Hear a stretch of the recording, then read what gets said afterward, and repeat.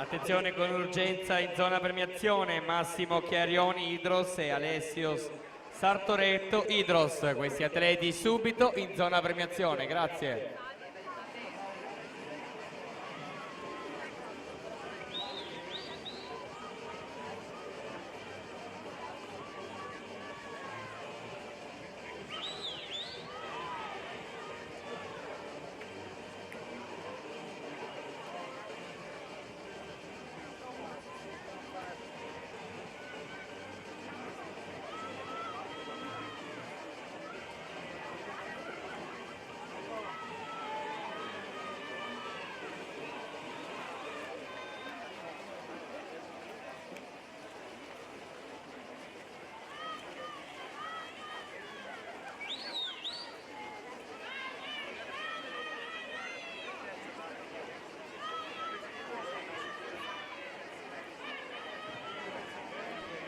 Attenzione nella terza serie precedentemente conclusa, c'è una squalifica, l'atleta che ha gareggiato in corsia 3, Margherita Vedovato Arcanuoto, è stata squalificata per virata irregolare. Confermati gli altri tempi, andiamo a presentare le atlete della prima serie. In corsia 1 Caterina Vanin, stile libero, alla 2 Nicole Cintio, Delfinia Timpiceno, corsia 3 Francesca Rinaldi, Nord-Est H2O, alla 4 Giada Solmi, Arcanuoto 5, Angelica Bottega, nuoto di nuoto 74, alla 6 Elena Zanette, nuoto di nuoto 74, corsia 7 Elena Masetto, nuotatori un Treviso, alla 8 Ludovica Di Maria, Gesti Sport.